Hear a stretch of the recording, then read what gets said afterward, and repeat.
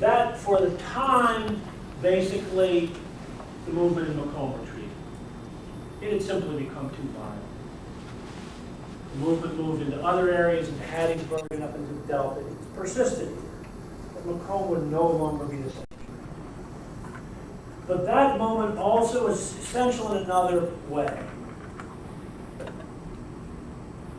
This, by the way, I just want to show this very quickly.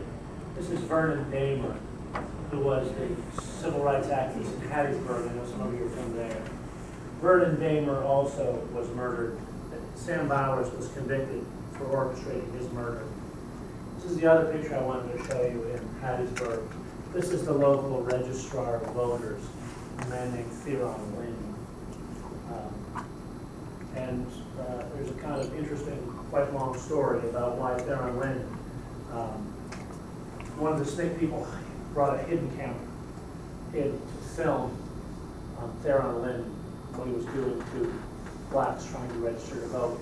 And it became a CBS documentary. These are people moving up in the Delta. This is Ansley Moore, Bob Moses, and others. This shows the kind of voter registration work that people were doing up in the Delta. I want to talk briefly about this woman and another woman. One of the things that, I used the phrase earlier, the stone that the builders have rejected, I have made the cornerstone.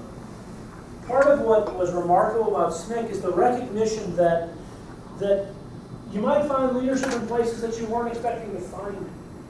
This is a woman named Fannie Lou Hamer.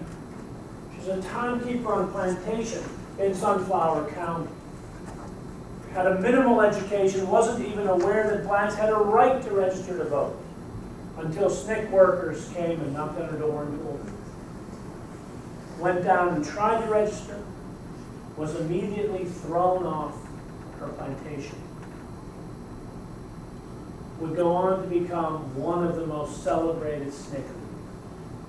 And this is, in fact, her speaking at the 1964 Democratic National Convention. Fannie Lou Hamer would say to people till she died, I can do this, you can do it. This is another person you've probably never heard of. It's a woman named Unita Blackwell. Unita Blackwell from Myersville, Mississippi, in East Greena County, had an 8th grade education, which in her community made her, in fact, relatively well educated. When the SNCC field workers came, she became a SNCC organizer. She also went to the Atlantic City Convention in 1964. She completed a GED. She went to college. She completed a master's degree in planning. She became mayor of her town, Myersville, Mississippi. She became, was a recipient of a MacArthur Genius Award for 5 years. She also was one of the people who was involved with Jimmy Carter in the negotiations to normalize relations with the People's Republic of China in the 1970s. There's a woman who 15 years before had an 8th grade education and was living in that shack. The stone that the builders rejected, I have made the cornerstone. This is kind of an interesting story. Very brief. This is a moment in 1963. This is the one speech that John F. Kennedy gave that unequivocally committed the Kennedy administration to civil rights and announced his intention to introduce a civil rights bill. This was in the summer of 1963. He gave the speech amidst the crisis at the University of Alabama.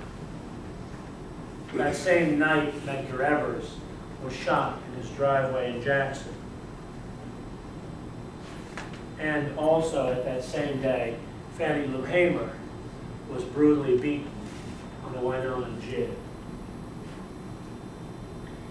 In response to this violence, organizers with SNCC, working together with organizers in CORE, because at this time they were collaborating in an organization called COFA, Congress of Federated Organizations, basically realized that civil rights workers were being assaulted and murdered with complete impunity.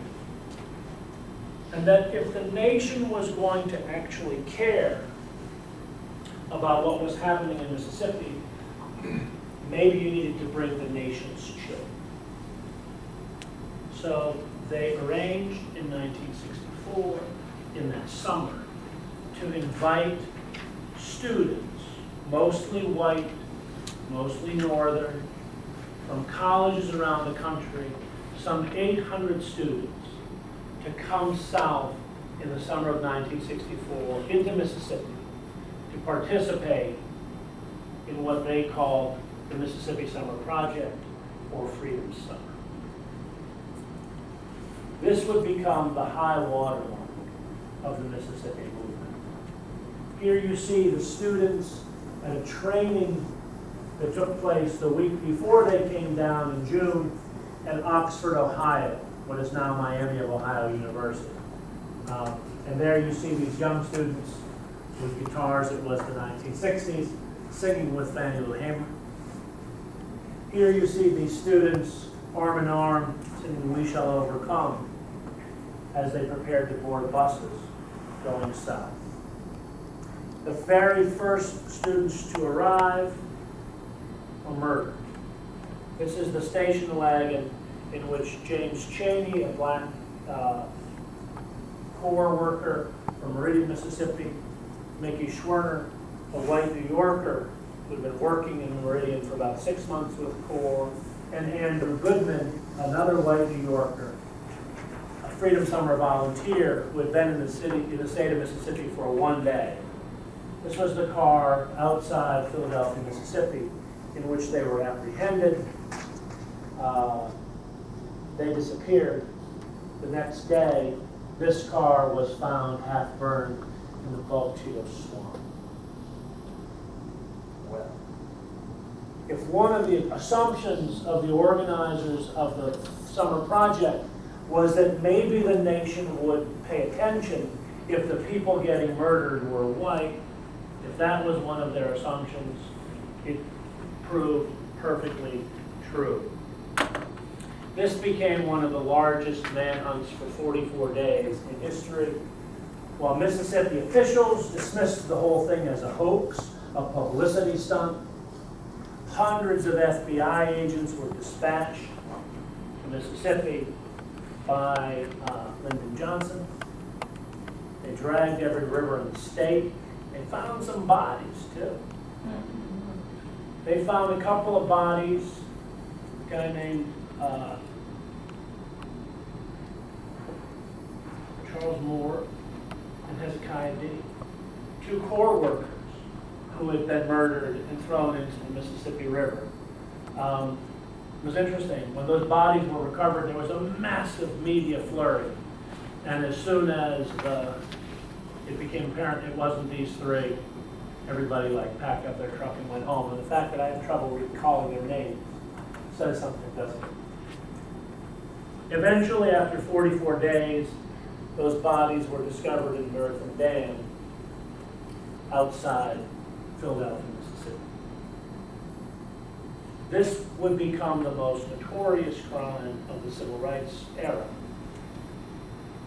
A crime that in some sense, its notoriety carries with it a reminder, as Ella Baker said, that the death of a white mother's son mattered more to the nation still than the death of a black mother's son. The summer project would continue. Some 800 students would come south. They would come into this town and towns all over the state, organizing freedom schools, doing voter registration work, building an organization called the Mississippi Freedom Democratic Party, which would proceed to the Democratic Convention in Atlantic City in 1964 and challenge the regular Democrats as a legitimate Democratic Party of Mississippi. I want to end on that note because the head of the Mississippi Freedom Democratic Party was a man named Lawrence Guillot, who passed last week. And Lawrence Guillot was also one of the people who made it possible for us to have this grant. So I think in the spirit of saying the names of people whose contributions have been marginalized in our history textbooks. That's a useful one to understand. Thanks very much. Why don't we take a quick 5-minute break? Okay, try to hold for 5 minutes. All that stuff, to drink or something. We'll come back and keep the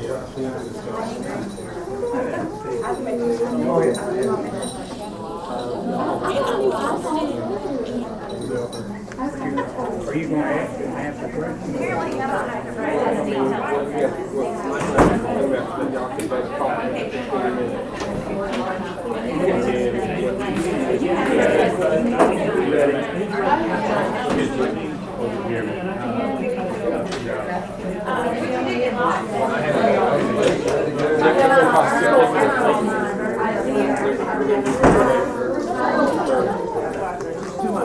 Oh, good. we are today.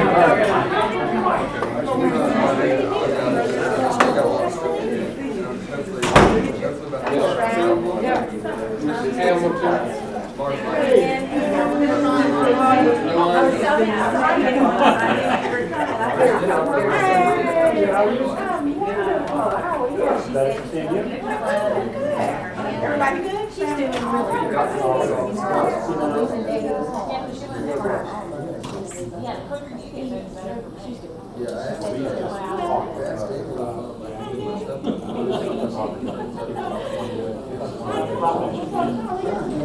Thank you so much for coming. You were rattling off names. Good number.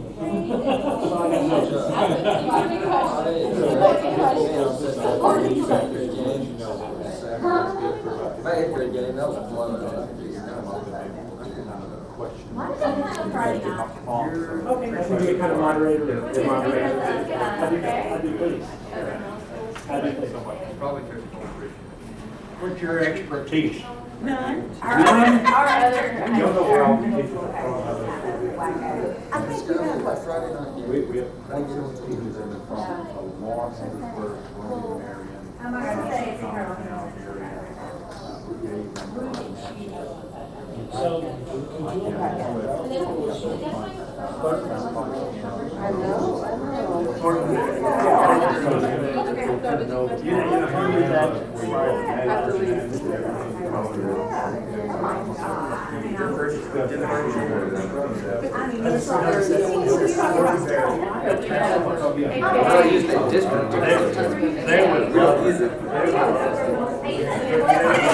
they would be starting protesting whenever their exams came.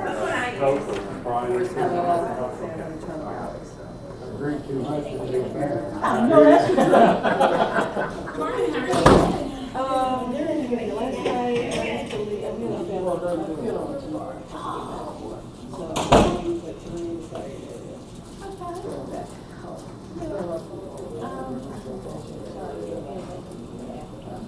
I had to come, the main reason I did those coming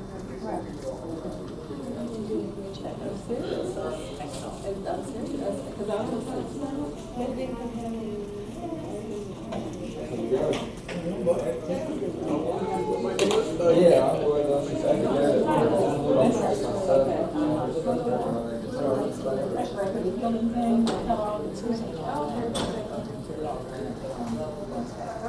Dr. Brock, good to meet you. I'm Janice View. Working with Greg. Yes, I don't think we met before. Yeah. Looking forward to hearing you. What do you talk about? Sounds good.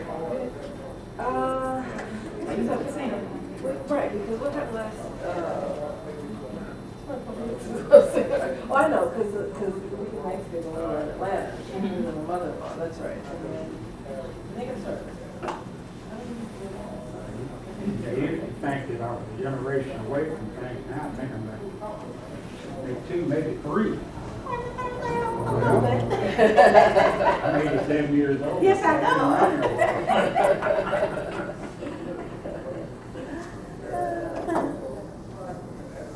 Particularly when it comes to young people.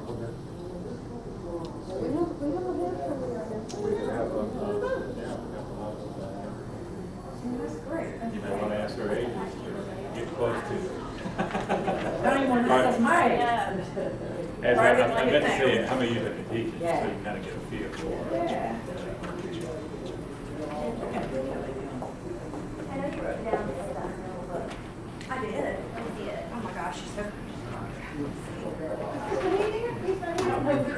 Yeah. I would like, that's what I read, God is.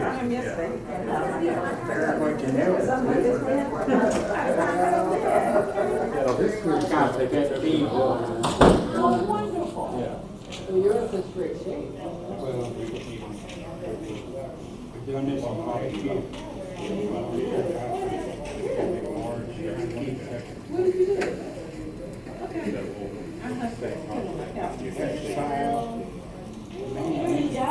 I did take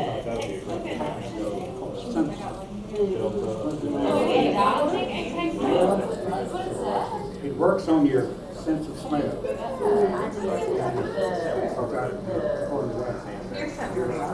You can't taste unless you smell it. You hold your nose, you close your eyes, you eat an apple or onion, you don't do it. Anyway, the sense of smell tells your brain when you're full.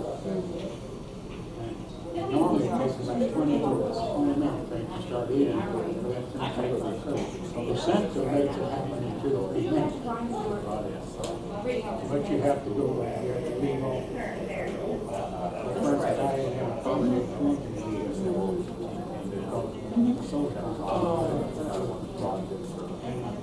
and then also you almost you have to eliminate your condiments and everything, vegetables, string beans, green, big old corn, Yes, yes, exactly. I had a whole set of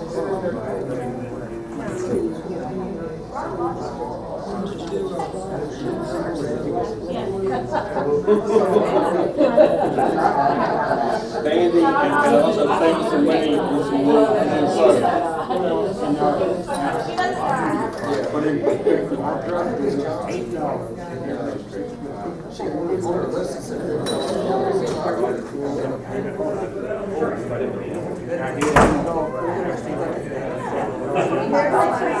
Exactly. I was living.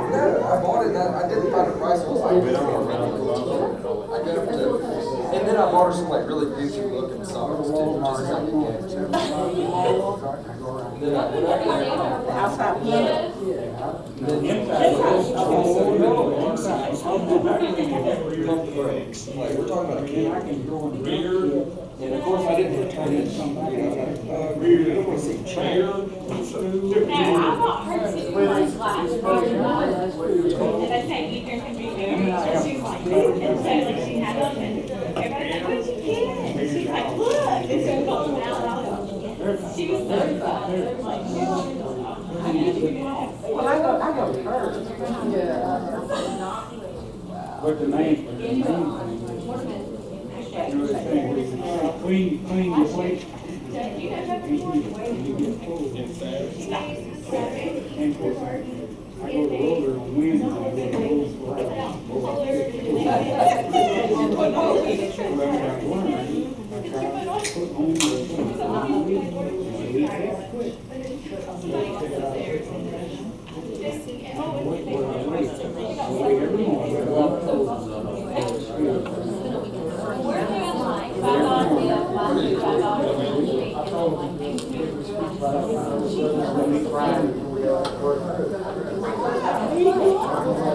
now you see, living on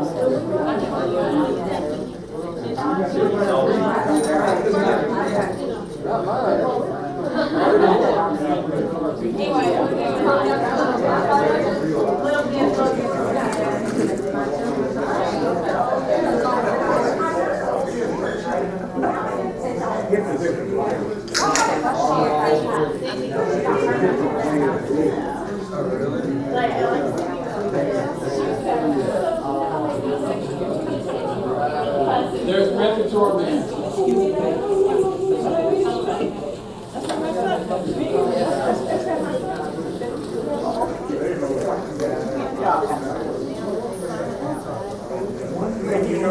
Okay,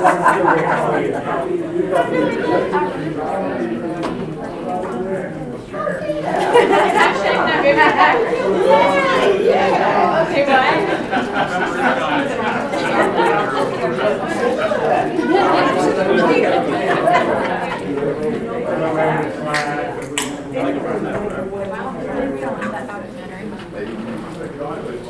That has their land.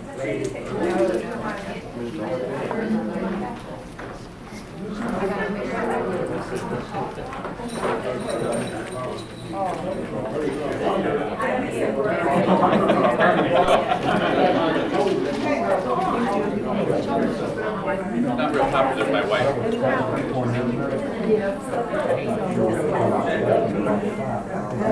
Well, that's okay. Well, and that's one of the things that we were talking about. I mean, that's one of the things I was thinking about.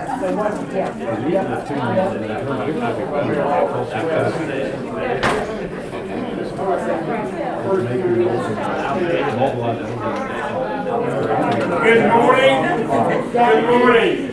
Make sure you answer that question first, okay? For those who I have not seen this morning, good morning. I'm glad that you're here, glad that you made it to the fog, and glad that we've had a very interesting, thought-provoking first session.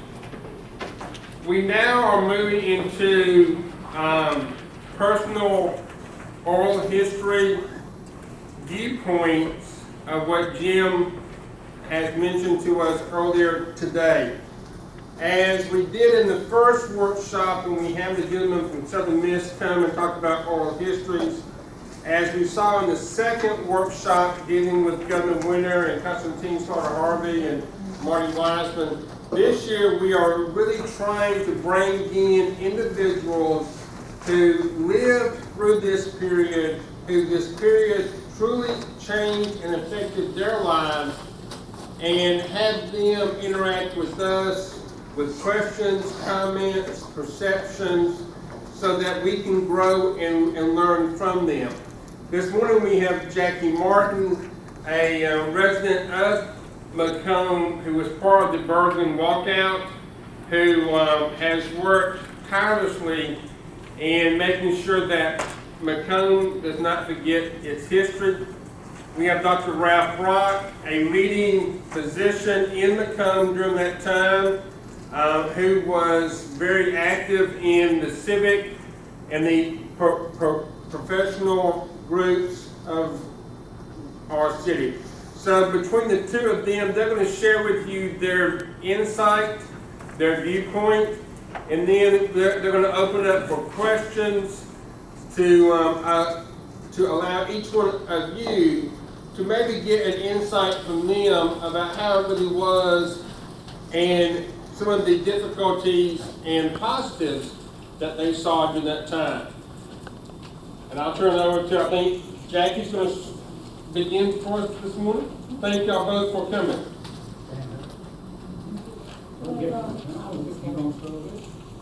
Y'all can just sit right there, Dr. Mark.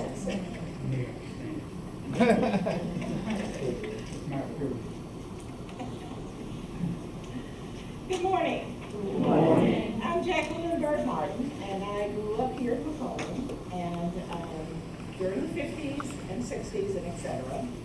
And I was born and raised right over in East Macomb, which is the Bergen community, because this community is kind of split up into several kind of areas. You have the Bergen community, the Beartown community, the Airdrie community, and all these communities are some of the black communities that existed here during that time, and they still do.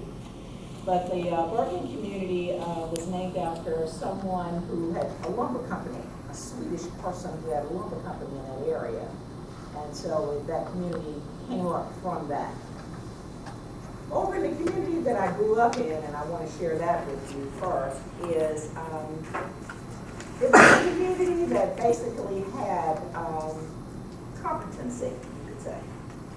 Because we knew in that community that we had nobody else to depend on. We couldn't depend on the political machine. We couldn't depend on anything else here because everything was very segregated. Our school was there that we went to and everything. So I grew up in what you would really term as a true community. Because all of these people in this community depended on each other. So if the neighbor ate, then this person ate, you know what I mean? So everybody they grew food. If they didn't grow food in that community, they had other people that was outside that community that did grow food and bring it into that community. So the mindset of the children that grew up in that community was that we could do anything. We could become anything. Because all of the assets of the community was at our disposal. And to give you an example, we weren't allowed to go to the library because the library was segregated. So the people in this community didn't buy the same books for the kids in this community. These parents discussed what books they were going to buy, so everybody bought different books, so all the kids in the community was exposed to all of that. You know, the books, the magazines, and everything. I can remember one family got a television in that community. We weren't allowed to watch other stuff on television, but news stuff or whatever we were, everybody shared that. And so now when I look back on that, that's something that don't exist today. And it really shaped all of us who grew up in that community. Because we understood that we were supposed to go to college, or if we didn't, we knew that we were going to have to take care of ourselves. And we, in turn, had dinner table discussions about our history. So we grew up knowing our history. We were familiar with what was happening around the world because every day you discussed current events. You discussed what was going on. You read every jet and all the magazines to know what was going on in time, whatever magazines that were available, so you knew what was going on around the country. So those things were very good for us in that community, you know, even though it was segregated and all of that, you know, but we were really very self-contained in that community. We had stores in our community. All the children in that area, and now when we get together as adults, we can talk about this and have really a fine time doing so. We walked to school. And so that meant that every single person in that community knew me, knew my parents, had the same values that my parents had. So when report card time came, then when I got my report card, I had to pass by all of these people. And then every house would stop and say, let me see that report card, girl, because I know you've made us proud. So that generated a different kind of mindset with the kids that grew up in that community. And all the kids that grew up there have been pretty successful, basically.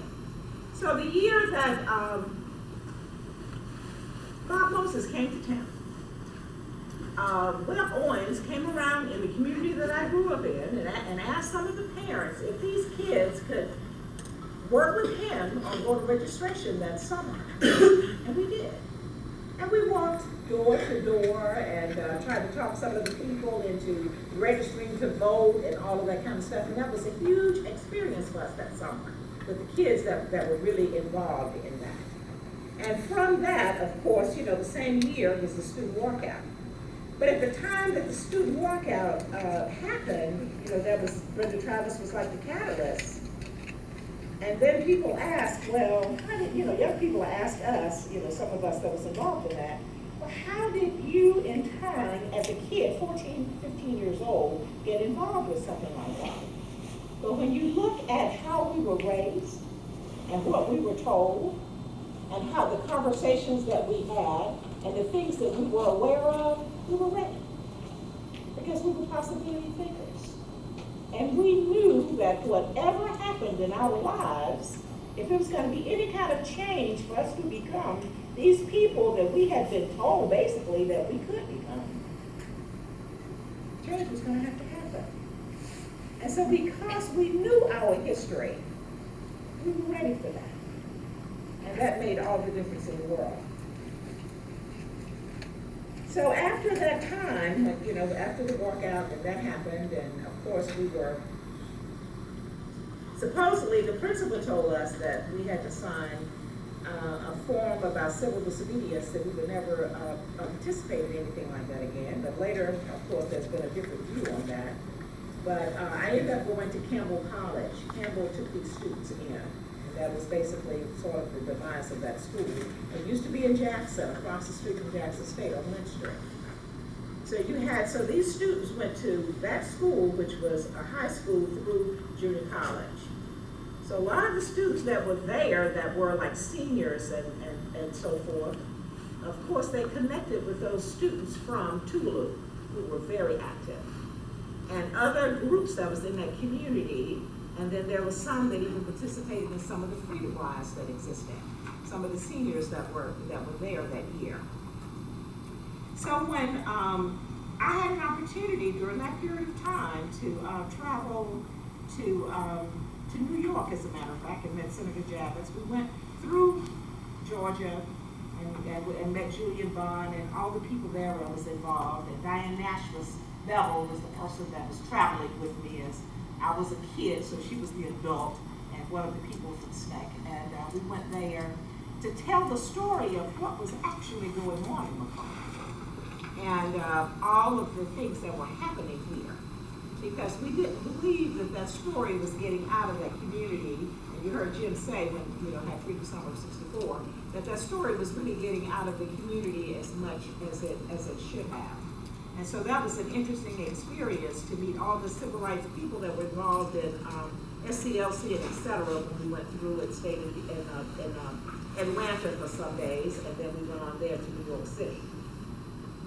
But that experience truly, truly shaped me.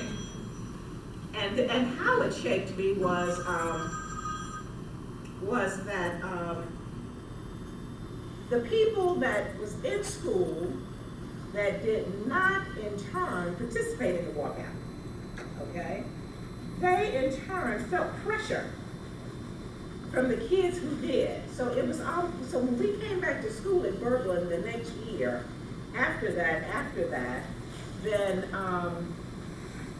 it was almost like not really a competition, but it's like if you've done something, and then you in turn, I have a new phone and I don't know how to do all the stuff that I need to do to it. I got this new phone, you know what I'm talking about. I got this new phone because my granddaughter told me, Grand, you need to get a new phone so we can do FaceTime. And I said, oh yeah, okay. But at any rate, okay.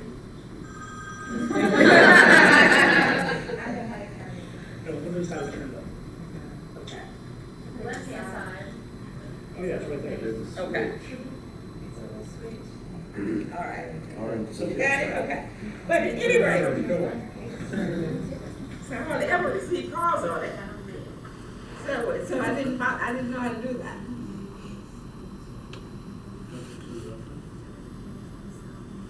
Okay. That's the first thing I had to find. Thank you. Thank you so much. And now I lost my train of thought.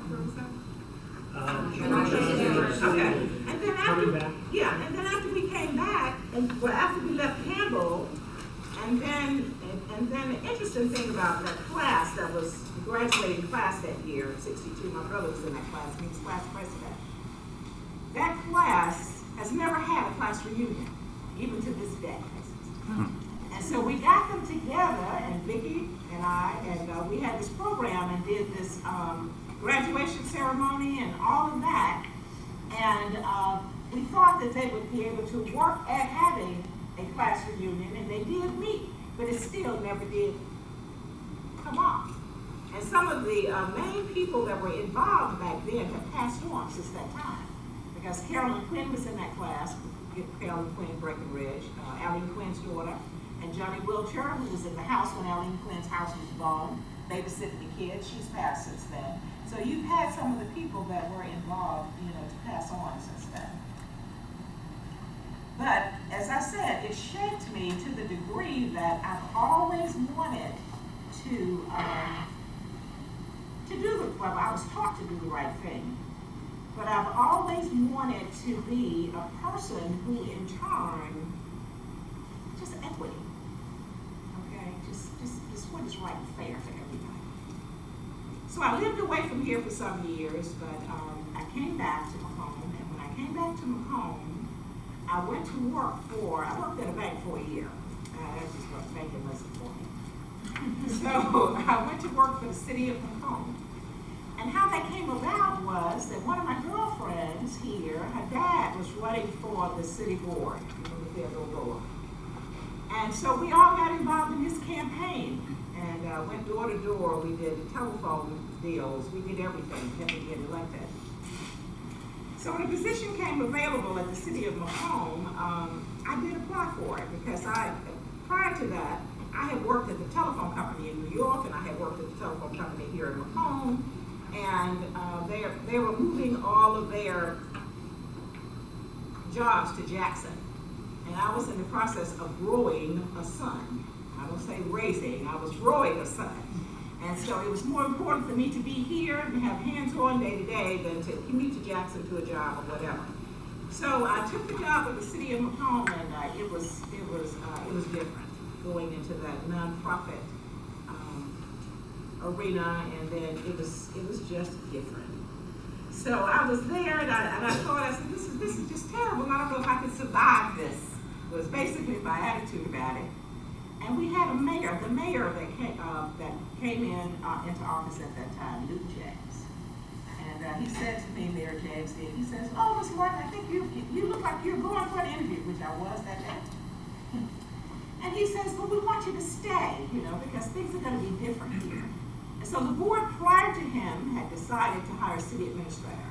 And his board was responsible for hiring that person. And so I told him, I said, "Well, I'll consider that." He said, "Well, stay, because some things would be changed or whatever."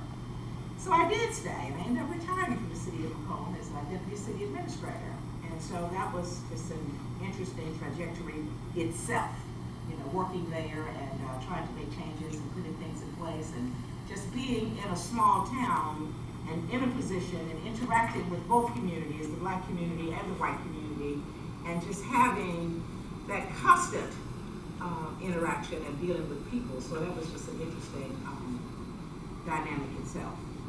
But I stayed there, and I really got involved again with this kind of thing.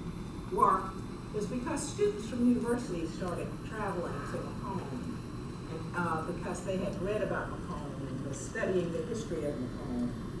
And when they would come to City Hall, then the employees that worked there, because I was over administration and HR and all that, and those kind of jobs kind of become a dumping station. When everybody else out there don't know something, then they send them to those kind of people. So the young people that worked at City Hall, some of the employees, they would just send people to me. And then I was familiar with the history that they were looking for. And we would do research for them and look for some of the documents, the old jail documents, or some of the civil rights workers that got arrested and all of that. And then during the 90s, we hosted the reunion, when they had the reunion of the SNCC and all of that, and they came down to Macomb, busloads of people. And the busloads of people that came were people that had not been in Macomb since the 60s. And so it was really an interesting experience, because we had Allie Quinn was still living, and all of the civil rights people that were so involved here in Macomb were still living at that time. And we had panel discussions set up for those people when they came in, and so that made it really, really interesting. Now, I stayed connected with the school district, and when the superintendent was there, I kind of talked to him at one point in time, the superintendent prior to the one we have now, about whether or not he thought racism impacted the education of the kids in the system. And the reason why I was looking at it that way was because even though I grew up in a segregated school, it really changed my outlook, and I in turn felt more motivated, and the kids that I grew up with, they were motivated, they had initiative, and they just really was on it. So I was thinking that maybe the kids didn't know that if they understood their history, who they are, where they came from, and that some of the people in this area that were so involved in that era, that it might make a difference in how these kids grew up. Because the home school district is what, 90% black? The numbers are really, really high. So Dr. Cooper said that he thought that would be great. And that's how we kind of started that civil rights curriculum development in Macomb. So I stayed connected with that as the community liaison.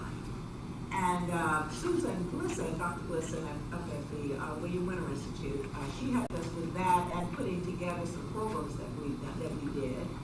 And so that's what I do now. I stay connected with that program. I also do some projects with the William Winter Institute.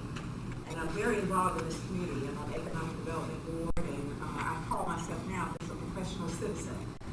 Because in that capacity as a professional citizen, when you know how systems truly work, you can get a lot of things done. But the difference from then until now, I would say that you don't have that community anymore that used to exist. And I remember one of the mayors telling me that back during that time, at least the black community knew who their enemies were, because they just viewed all white people as enemies. He said that the white community didn't know who their enemies were, because your enemy might have been a person that was sitting next to you or deacon in your church. So those are some of the differences, and we don't have that same kind of community mindset and how your community is totally supportive of you as we had that during that period of time.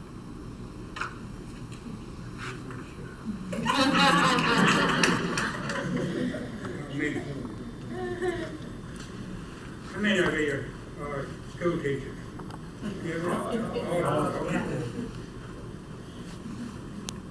Let me give you an example of how maybe a school teacher can end up. I have a speech teacher, Miss Sue Faynall. She was with me from the 7th to the 12th grade, about 6 years. Miss Sue is right here by me right now, with her hand on my shoulder. And she's largely responsible that I feel perfectly at home on these. I have no stage fright, nothing. And I can speak to you because Miss Sue's going to do it. Now, you never know what influence. It's been 70 years since I finished high school. And Miss Sue is still here with me every time I get up to speak to her. Now, if you cut my hand, it bleeds. About 70% of it is going to be Pike County, Macomb, and my blood. The public schools is next. Early childhood education is next. And all of those things are very dear to my heart. And my first, really, I guess, experience, my family moved to Macomb when I was 7 months old.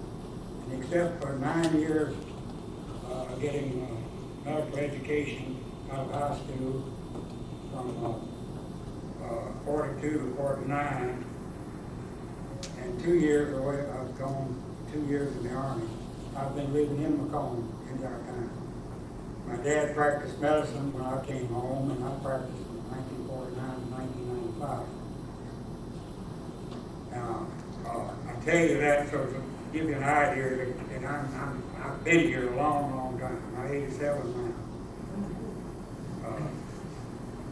And my first close experience with desegregation was when I was in the armed services from 51 to 53. If you know your history, President Truman desegregated the armed services in 1948. When I went in February 51, it was still pretty new. And I spent time in Pennsylvania, Georgia, and Michigan. 2 years I was there. So I had some Yankee experience along with the other. I carried my southern accent with me every time. They knew I was from the South somewhere when I opened my mouth, so I couldn't hide that at all. But I had no problems at all with doing it. But you have to be very conscious of where you are, who you are, and how you speak. And of course, you know, in the armed services, rank is everything. And you speak when spoken to and so on. Now, what I prefer, I'll tell you a little bit, and I prefer to say the reason I got up and broke into her, because I want to have time to answer questions. I'd much rather you ask me something, and I'll tell you a little bit what my experiences are, and if you have some specific question about something, I'd rather you ask me, and let me try to answer your question, so you will leave here with what means more to you. Now, I had 2 girls in school in 1960, They were 7 and 9 years old. In 1970, they were 17 and 19 years old. So they lived through the 60s. They were their mature years, and they, by the way, public schools has been part of my life and family ever the whole time. So the school system was part of it. I was president of Macomb Rotary Club in 1964. That was right in the middle of, we had 16 predominantly black churches that were bombed in Pike County, the surrounding area. We came that close, about a quarter of an inch between my fingers, having martial law in Macomb. You walk around, it was just like being electricity in the air. You just didn't know what was getting ready to happen. Now, in my feeling as the time went on, I thought the blacks were doing it to themselves because no one ever got hurt. How can you have 16 bombings done at all different kinds and not at least somebody get hurt? I thought. It turned out to remain 3 young white men, I call them punks, and that's what they were, that were doing it. And they were found guilty. But the judge, in his wisdom, I think was a very wise thing. They had 5 years prison sentence. He suspended the sentences, provided there were no more bombings in Pike County. He said, "Now, I don't care who did it, but if there's one more bombing, all 3 of you are going to get picked up and you're going to punishment for your full 5 years." There was not a single bombing in Pike County. It was just like dropping the knife. They got the message. Those 3 boys thought they were heroes. They thought that we were going to have a parade down Main Street in Macomb, and they were going to ride down in a pickup truck with a gun on the rack and the behind, and the people were going to holler. They were heroes out of it. I think they honestly thought that. Now, the Rotary Club had a 4-way test. I had something to do with that. I proposed that we put that 4-way test to use. Is it the truth? Fair to all concerned? Will it build goodwill, a better friendship? Will it be beneficial to all concerned? Those 4 things. That solves everybody, any kind of problem you have. Now also, mainly the white community said this is enough. We've had enough. We get bad publicity. This is our town. We don't want it to be like this. They took out a full-page ad in local paper, over 250 people, I was one of them, my family did too, we signed it, our names were on that. In effect, it says, this is enough, we want this to stop, we are law-abiding citizens, and we don't want any of this more to come. But that, plus a lot of other things happening, then the tide began to turn and we started to heal, and took a while. Now, I've had personal experiences with health care during the 60s in Macomb and Pike County. I had with the educational system, the public school system, with real estate, with social contacts. Believe it or not, one of the hardest things, my medical records had a big change because the way that a person's name was changed. If you were black, there were one set of names. If you were white, you were another one. I'll use an example. Suppose Mr. and Mrs. Bill Jones. The wife's name is Jane, and she was a Smith before she married Bill. Then she wasn't Mrs. Bill Jones. She was Jean Smith Jones. If she was black. Now, if she was white, she was Mrs. Jones, Mrs. Bill Jones. That's where the record went in my medical record. Black people didn't have titles. No one was called Mr. and Mrs. That changed. And when that 2 years I spent in the Army, I had to be very careful because I didn't want to. I thought before I spoke because I might say something the wrong thing. The main thing was so my commanding officer would know about it, back where I was stationed. That's But little things like that would happen because of the things that were going on at the time. But the 1960s was unusual and strange. Now, the hospital system that we have now is one of the best in the country. Southwest Pacific Regional Medical Center. Now, it didn't come here just real easy. I was instrumental in the very start in 1958 getting the ball rolling. I wasn't the only one, but I was one of the very started. It took 11 years of every kind of political fight, and I've got a scrapbook that thick. I had a nurse that kept up all the newspaper clippings and then saved them for me, and I've got a scrapbook that thick with all that. Everything that happened. And finally, on May the 5th, 1969, Southwest Pacific Regional Medical Center opened. And it was desegregated. Now, another thing that I had is we had two hospitals in Macomb City Hospital and Macomb Infirmary. My family ran Macomb Infirmary, and we were having financial difficulties. We pledged to close our hospital if the new public hospital opened, lay it open, and we did. But it took too long. We were having financial difficulties because it took long, and there we were losing money.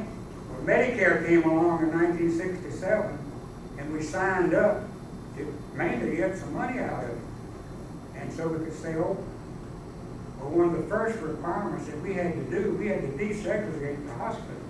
That meant that all of the separate entrances, white and black, had to be done away with. There's no designation of race anywhere.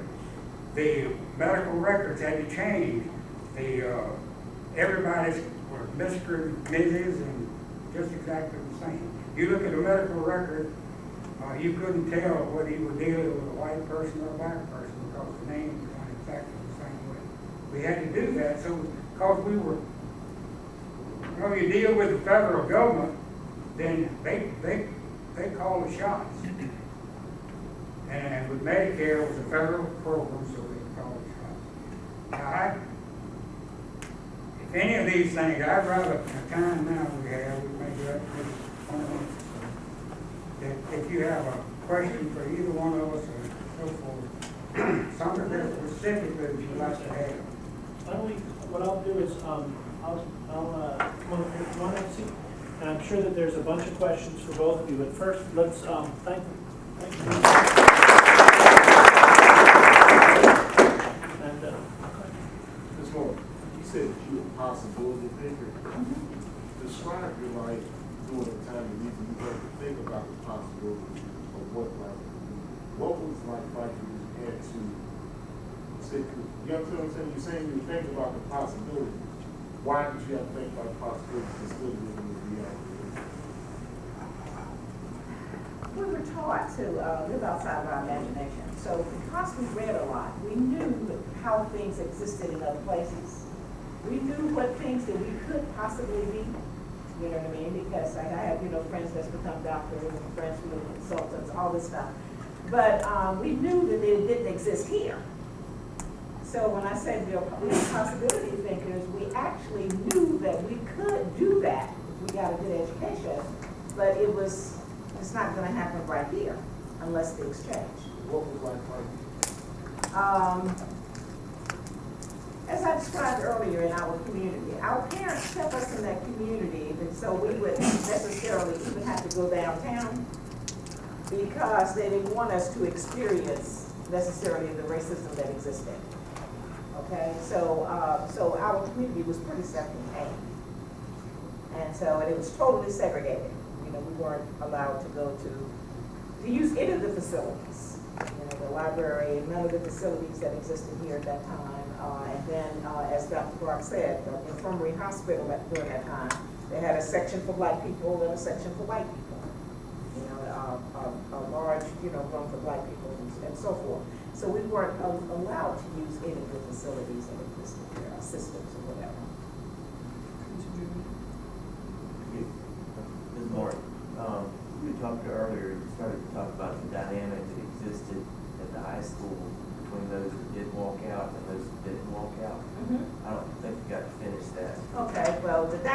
was, the ones that didn't walk out, they felt like they should have at that point.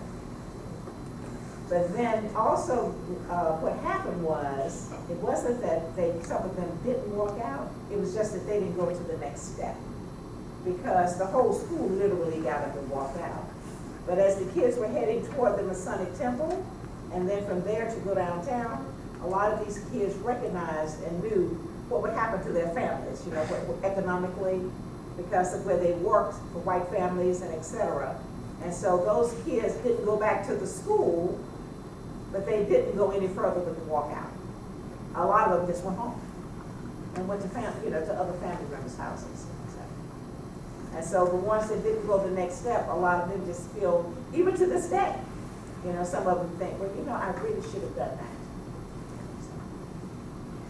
Jackie, would you talk a little bit about Emmett Till and the Jet magazine and how you changed when you saw that picture on the cover of the magazine?